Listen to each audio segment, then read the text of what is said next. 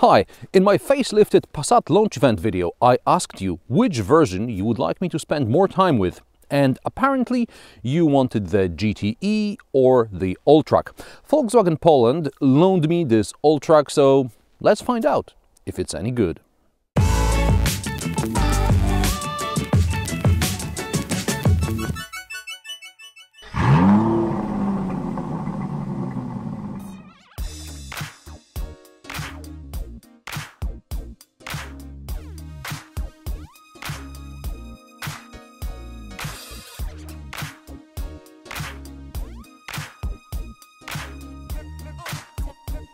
By the way, if you missed my Passat launch event video, there's a link in the upper right corner of the screen as well as in the description below the video, so watch that to find out more about what changed in the Passat in general. In this review, I will focus on the Alltrack aspect as well as on some of the questions you asked me under the previous video.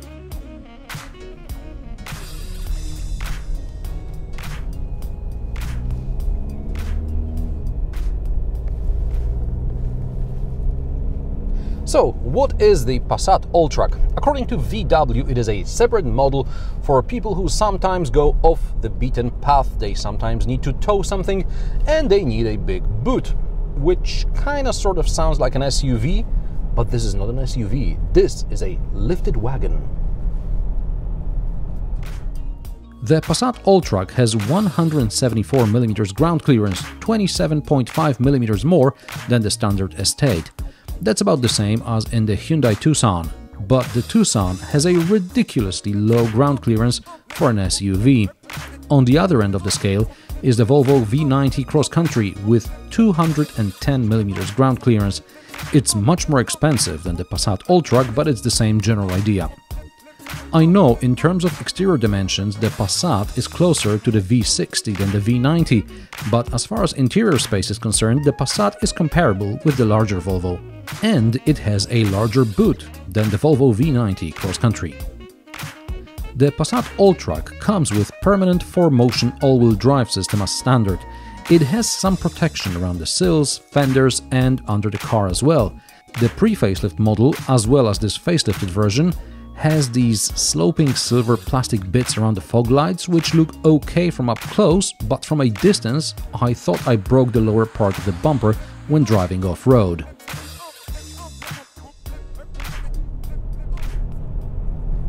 The whole drivetrain has been modified and there is now a dedicated off-road mode. Depending on the market, the Passat Alltrack is available with a 272 horsepower petrol engine or with two diesels, 140 or 240 horsepower. This is the 190 horsepower diesel, which should use 5.1 liters per 100 kilometers combined. It doesn't, but that's the old NEDC result. In my test, I got between high 7 and low 8 liters per 100 kilometers combined, which is still 2.5 liters more than it should use in the urban cycle.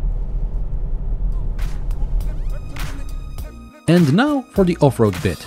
When the rear wheel is in the air, it is clear torque is sent to it almost instantaneously. I'm tackling this incline slowly and I stop in the middle to make it a bit more challenging. The conditions are pretty good because on the day I was filming, the temperature was just below freezing and the ground was hard. A couple of days earlier, on slightly looser surface, the car sweated a bit more. The 4-motion all-wheel drive system is nowhere as sophisticated as the terrain response system used in the Land Rover Discovery Sport or the Range Rover Evoque. In the British SUVs, you can clearly feel how the computer is trying to figure out which wheel has the most traction, and this is where the power goes first. In the Passat Alltrack, there is a certain level of despair. Let's spin whatever we've got and maybe we'll get to safety.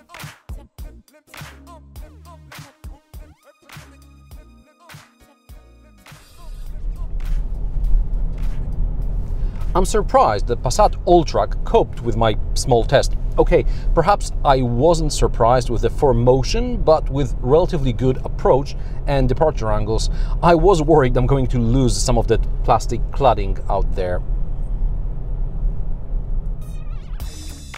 Of course, the Passat Alltrack is not an off-road vehicle.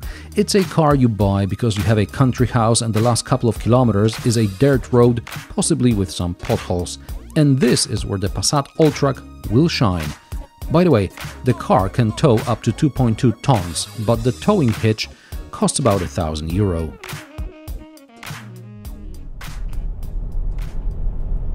With the off-road business out of the way, we can now talk about all the electronics which are supposed to make the refreshed Passat special. Does any of it actually work?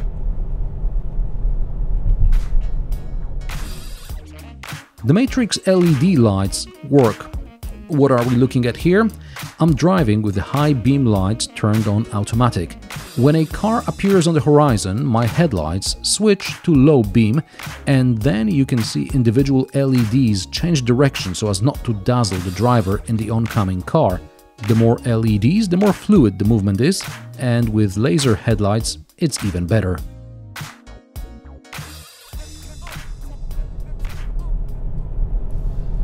What else is there in this car? There is adaptive cruise control, which can read speed limits and adjust the speed accordingly. It's nothing new. I tested it in the VW Arteon as well as in the Audi A5. This system is also available in some Volvo, BMW and Mercedes-Benz cars. In some, it works better, in others, not so good.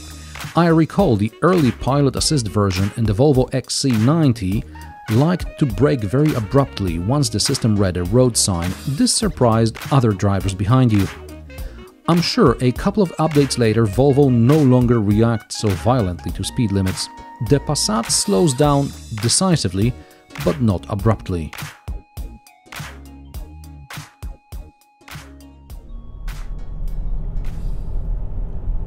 In case of turns before which the car should slow down, I would slow down even more in some cases. I noticed that sometimes if the wheels are turned a bit harder during cornering, the car will slow down slightly. Deceleration before junctions stored on the map happens regardless of whether you input a destination in your sat-nav or not. You can drive with adaptive cruise control and the car will slow down before a junction. If you've programmed a destination in the sat-nav, the car will also slow down before specific maneuvers along the route. However, the car will not slow down for turns or signs if you're using Android Auto. Also, Android Auto is not displayed between the dials or on the head-up display, and it also cuts out traffic sign recognition. So full integration of Android Auto and driver aids only in a Mercedes-Benz.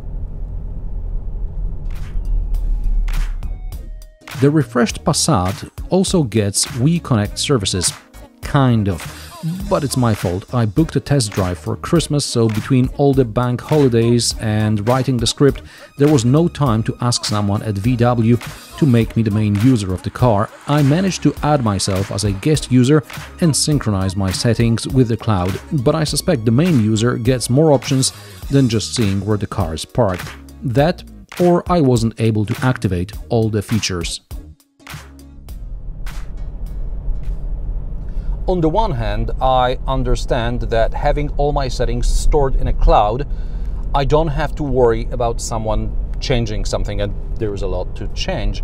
And also, when I hop from one VW to another, I always have my settings imported for me. On the other hand, and that's something I mentioned in my summing up of the worst and best tech of the decade, the apps that car makers make are not exactly as good as some apps that app developers develop.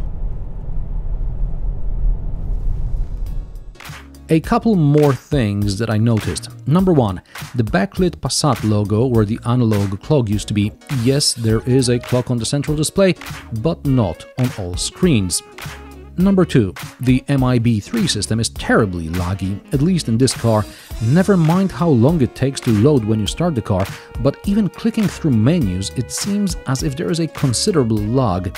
It doesn't help that there are no physical buttons, so I really have no clue if I touch the right part of the screen, and in the winter my fingers are cold, making things even worse. And whoever configured this car forgot to add heated steering wheel. Don't even get me started. Dear Volkswagen, you used to have one of the best, if not the best, infotainment systems out there in the mass car segment, and you blew it. That takes a lot of effort. Number 3. Soundproofing. As standard, you get the acoustic windscreen, but the acoustic front side windows are optional. On the motorway, the acoustic windscreen is enough, but on regular roads where cars going in the opposite directions pass quite close, side acoustic windows do make a difference. Speaking of soundproofing, the suspension isolates the driver and the passengers from the bumps, but it also makes an unpleasant hollow sound. Also, DSG in this car lags when you have to take off quickly, say from a roundabout. You press the gas pedal, you wait slightly too long for comfort, and only then the car gets moving. All this in normal mode, so I can't blame it on eco mode.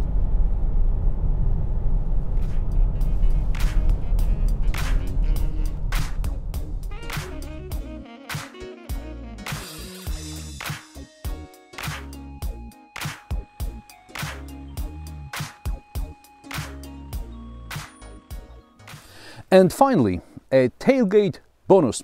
Many of you claim the Toyota RAV4 tailgate, which takes more than 10 seconds to open and close, is a deliberate safety feature, as a faster tailgate would wreak havoc, cause death and injury, etc. In the Passat, the tailgate closes in about 5 seconds. There is also a button which will ultimately close the tailgate, but not as long as you are underneath it. Nobody was hurt during filming of this review, so let's face the facts. Power tailgate in the RAV4 just takes too long to close.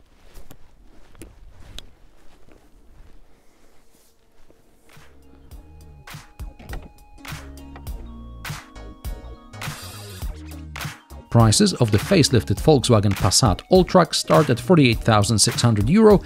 This test car with options costs about €63,000.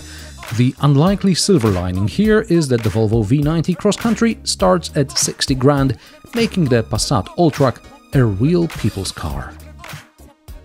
And what do you think about the lifted station wagons like the Volkswagen Passat Alltrack? Would you prefer one over an SUV? Let me know in the comment section below. If you're into sarcastic, down-to-earth and possibly mildly amusing car reviews, give this video a thumbs up, subscribe to my channel, press the notification bell, turn on the mobile notifications. Yeah, YouTube isn't making this any easier for us, is it? And join me for new reviews every Friday. Thanks for watching, and I'll see you in the next one.